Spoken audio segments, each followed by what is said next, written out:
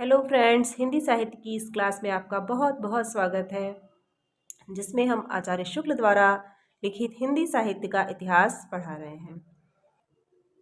इसके अंतर्गत हम भक्ति काल में राम भक्ति शाखा, कृष्ण भक्ति शाखा को पढ़ चुके हैं। आगे हम भक्ति काल की सगुण धारा के अंतर्गत आने वाली फुटकल रचनाओं को पढ़ रहे हैं। तो अगर आप ये सीरीज़ देखना चाहते हैं और चैनल से जुड़ना चाहते हैं तो चैनल को सब्सक्राइब कर लीजिए। आज हम पढ़ने वाले हैं अब्दुल रहीम खान खाना को। ये अकबर बादशाह के अभिभावक प्रसिद्ध मुगल सरदार बैरम खां खान खाना के पुत्र थे। इनके पिता का नाम, ये अकबर के दरबार में रहने वाले बैरम खां के पुत्र थे, जो कि अकबर के संरक्षक और अभिभावक भी थे। इनका जन्म संवत 1610 में हुआ था। रहीम का जन्म 1610 ईस्वी में हुआ था। ये संस्कृत, अरबी और फारसी के पूर्ण विद्वान और हिंदी काव्य के पूर्ण मर्मज्ञ थे। ये संस्कृत, अरबी और फारसी के पूर्ण विद्वान और हिंदी काव्य के पूर्ण मर्मज्ञ थे। ये दानी और परोपकारी थे। परोपकारी ऐसे थे कि अपने समय के कर्ण माने जाते थे। ये अपनी दानवीरता के कारण अपने समय के कर्ण माने जाते थे। इनकी दानशीलता हृदय की सच्ची प्रेरणा के रूप में थी। कीर्ति की कामना से उसका कोई संपर्क न था। इनकी सभा विद्वानों और कवियों से सदा भरी रहती थी। गंग कवि को इन्होंने एक बार 36 लाख रुपए दे डाले थे। अकबर के समय में ये प्रधान सेनानायक और मंत्री थे और अनेक बड़े बड़े युद्धों में भेजे गए थे। ये जहांगीर के समय तक वर्तमान रहे। ये अकबर के समय से जहांगीर के समय तक वर्तमान रहे। लड़ाई में धोखा देने के अपराध में एक बार जहांगीर के समय में इनकी सारी जागीर जब्त हो गई और कैद कर लिए गए। कैद से छूटने पर इनकी आर्थिक अवस्था कुछ दिनों तक बड़ी हीन रही। पर जिस मनुष्य ने करोड़ों रुपए दान कर दिए, जिसके यहाँ से कोई विमुख न लौटा, उसका पीछा याचकों से कैसे छूट सकता था। अपनी दरिद्रता का दुख वास्तव में इन्हें उसी समय होता था जिस समय इनके पास कोई याचक जा पहुंचता और ये अपनी यथेष्ट सहायता नहीं कर सकते थे। अपनी अवस्था के अनुभव की व्यंजना इन्होंने इस दोहे में की है। तब ही लो जीवो भलो, देवो होए न धीम, जग में रहिबो कुंचित गति उचित न होए रहीम। तो इन्होंने इस प्रकार की, देना इनको पसंद था, दानी व्यक्ति थे। तो जब इनके पास नहीं था तब उस दुख से इन्होंने ये दोहा कहा, तब ही लो जीवो भलो, देवो होए न धीम, जब तक कि देना धीमा ना पड़े, जग में रहिबो कुंचित गति उचित न होए रहीम। संपत्ति के समय में जो लोग सदा घेरे रहते हैं, विपद के आने पर उनमें अधिकांश किनारा खींचते हैं। इस बात का द्योतक ये दोहा है। ये रहीम दर दर फिरे, माँ की मधुकरी खाएं, यारो यारी छाड़िए, अब रहीम वे नाहीं। ये इस प्रकार का दोहा भी एक इन्होंने कहा है।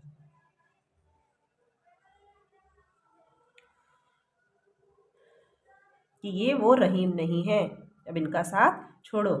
कहते हैं कि इसी दीन दशा में इन्हें एक याचक ने आ घेरा। इन्होंने ये दोहा लिखकर उसे रीवा नरेश के पास भेजा।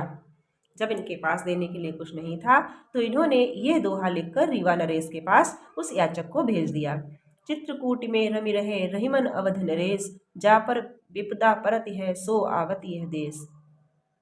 रीवा नरेश ने उस याचक को 1 लाख रुपए दिए। ये दोहा लिख के भेजा।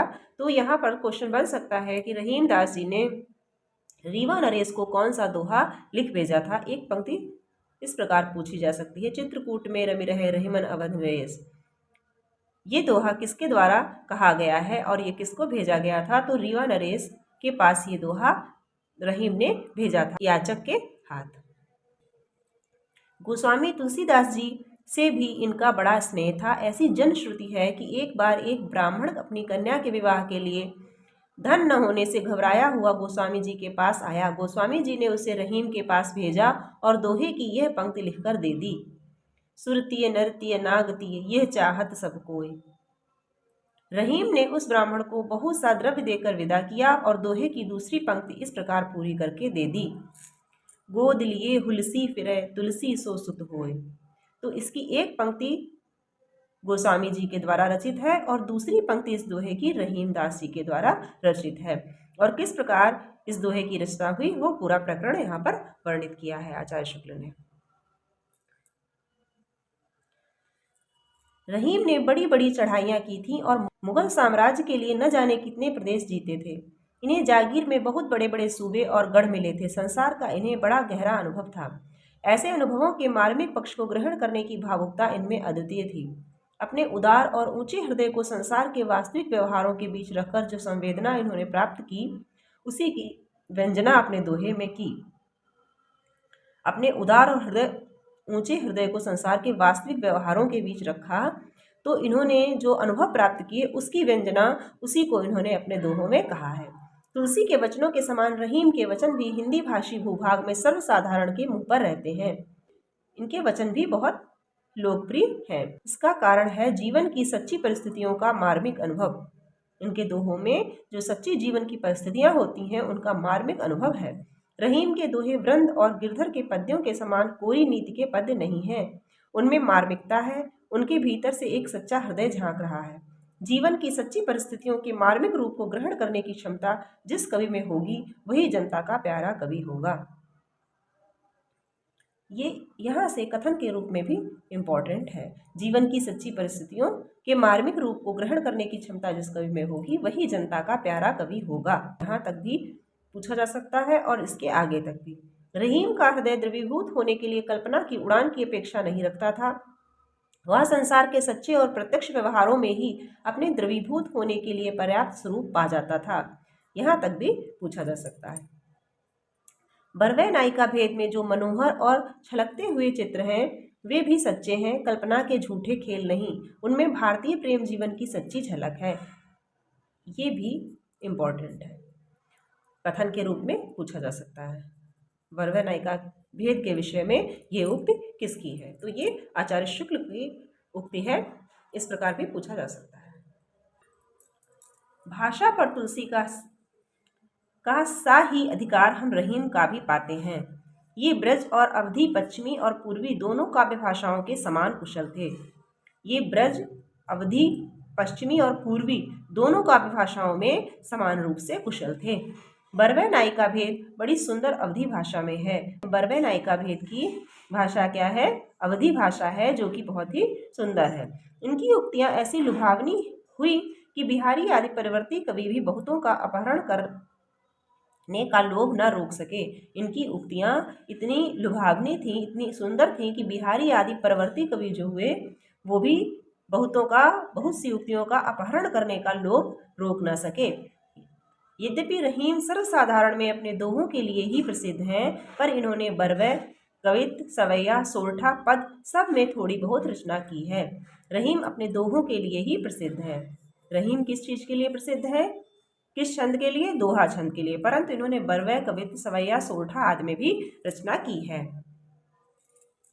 रहीम का देहावसान संवत 1683 में हुआ। अब तक इनके निम्नलिखित ग्रंथ ही सुने जाते थे। तो इनका जन्म 1610 संवत में हुआ था और मृत्यु 1683 में। अब तक इनके ये ग्रंथ सुने जाते थे। कौन कौन से? रहीम दोहावली या सतसई, बरवै नायिका भेद, श्रृंगार सोरठा, मदनाष्टक, रास पंचाध्यायी।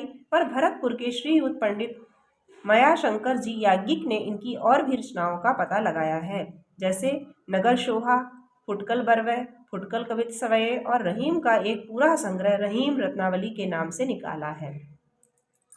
ये सब इन्होंने रचनाएं नगर शोभा, फुटकल बरवै और फुटकल कवित्त सवैये इनको मिले हैं। और रहीम का एक पूरा संग्रह, एक इनकी रचनाओं का पूरा संग्रह उन्होंने रहीम रत्नावली नाम से निकाला है।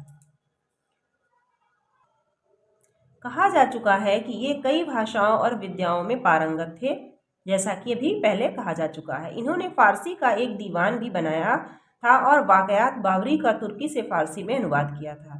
इन्होंने फारसी का भी दीवान बनाया और वाकयात बावरी का तुर्की से फारसी में अनुवाद किया।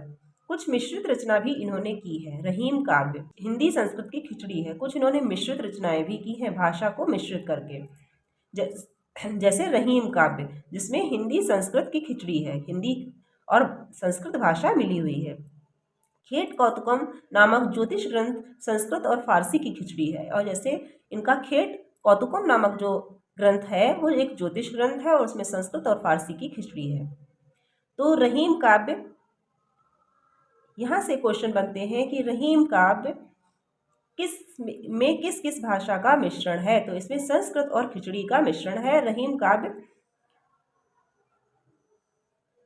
इनकी एक मिश्रित रचना है। खेट कौतुकम, एक तो यहाँ से प्रश्न बनता है, खेट कौतुकम किसकी रचना है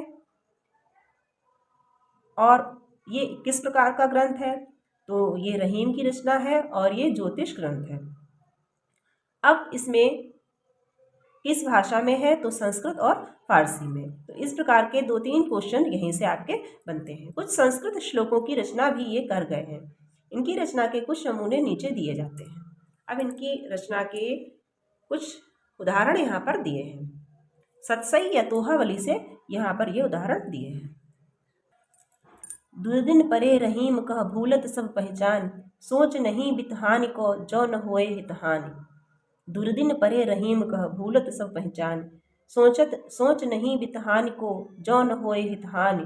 को रहीम जन काहू के द्वार गए पछताए, संपत्ति के सब जात हैं विपत सवै ले जाए। संपत्ति के सब जात हैं विपत सवै ले जाए, जो रहीम गति दीप की कुल कपूत गति सोए, बारे उजियारो लगे बढ़े अंधेरो होए। सर सूखे पंछी उड़े ज्यों रहीम गति दीप की कुल कपूत की गति सोए, बारे उजियारो करे बढ़े अंधेरो हो। इसमें कौन सा अलंकार है ये आप हमें कमेंट में बताइएगा। सर सूखे पंछी उड़े औरे सरन समाहे, दीन मीन बिन पंख के कहु रहीम कह जाहे। मांगत मुकरिन को गयो केहि न त्यागियो साथ, मांगत आगे सुख लह्यो ते रहीम रघुनाथ। रहीमन वे नर मर चुके जे कहूँ मांगन जाए, उनते पहले वे मुए जिनमुख निकसत नाहि। रहीमन रहिला की भली जो परस चितलाए, परसत मन मैला करे सो मैदा जरि जाए। तो इन दोहों में इनके जीवन से जो संबंधित कटु अनुभव हैं, जो जीवन के इनके मार्मिक पक्ष रहे हैं, उन सबकी मार्मिक अभिव्यक्ति इन्होंने इन दोहों में की है। अब ये बरवै नाई का भेद से बरवै है। भोर ही बोल कोयलिया बढ़बत ताप, घरी एक अलिया रह चुपचाप। बाहर लैके दियवा बारन जाए, सास ननद पर पहुँचत देति बुझाए। पी आवत अंगनैया उठ के लीन, बिहसत चतुर तिरियवा बैठक दीन। लैके सुगर खुरपिया पिय के साथ, छड़वै एक छतरिया बरसत पात। पीतम एक सुमरिनिया मोहि दे जाओ, जहि जपि तोर बिरहवा करब निबाह। तो इस प्रकार का एक इनका बरवै भी है।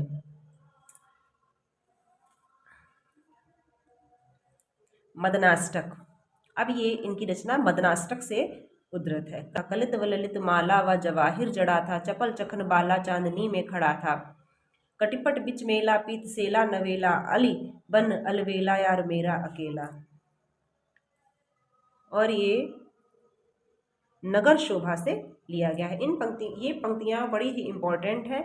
इनको आप चाहे तो पढ़ लीजिए, चाहे तो स्क्रीनशॉट ले लीजिए और आराम से पढ़ लीजिएगा।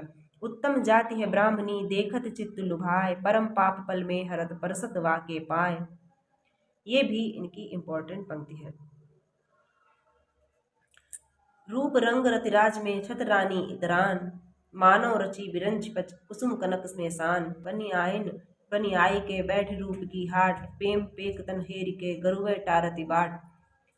गर्भ तराजू करत चख भौं मोरी मुस्कात, डाणी मारत विरह की चित चिंता घट जात। ये इस प्रकार की इन्होंने विभिन्न वर्णों की नारियों विशेषता का वर्णन किया है। अब इनके फुटकल कवित से ये दिया गया है। बढ़न सुजान पहचान के रहीम कहा, जो पे कर तार ही न सुख देनहार है। सीत हर सूरज सो नेह कियो याहि हेत, ताहू पे कमल जारी डारत तुषार है। क्षीर निधि माहि धस्यो शंकर के शीस बस्यो, तऊ न कलंक लस्यो शशि में सदा रहे। रहीम दास जी की सभी पंक्तियां बड़ी इंपॉर्टेंट है। बड़ो रिझवार या चकोर दरबार है, पे कला निधि यार तऊ चाखत अंगार है। जाति हुती सखी गोहन में मनमोहन को, लखही ललचानो नागर नारी नई ब्रज की, उन्हू नंदलाल की रीझ वो जानो।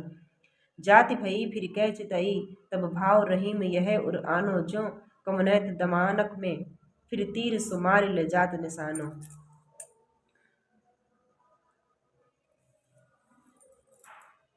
कमल दल नयनन की उन्मान, बिसरत नाहि सखी मोह मन ते मंद मंद मुस्कान। वसुधा की बस करी मधुरता, सुधा पगी बतरान। मढ़ी रहे चित उर विशाल की, मुक्तामल ठहरान। नृत्य समय पीताम्बर हु की, फहर फहर फहरान। अनुदिन श्री वृंदावन ब्रजते आवत आवन जान। अब रहीम चित ते न टरति है, सकल श्याम की बान। ये भी इम्पोर्टेंट पद है इनका, इसको भी आप ध्यान से पढ़ लीजिएगा। तो फ्रेंड्स, आज यहीं तक। इससे आगे के कवियों को हम अगले वीडियो में पढ़ेंगे। अगर वीडियो अच्छा लगा हो तो लाइक कर दीजिएगा, और आपके जो पढ़ने वाले फ्रेंड्स हैं जो हिंदी साहित्य से किसी भी एग्ज़ाम की तैयारी कर रहे हैं उनको शेयर कर दीजिएगा, ताकि वो भी इसका लाभ उठा सकें। और अगर आप चैनल पर नए हैं, अभी तक आपने चैनल को सब्सक्राइब नहीं किया है और पूरी सीरीज़ देखना चाहते हैं, तो चैनल को सब्सक्राइब कर लीजिए। इसी प्रकार के वीडियोज़ आपको आगे भी मिलते रहेंगे। तो तब तक के लिए स्वस्थ रहिए, मन लगाकर पढ़ते रहिए। धन्यवाद।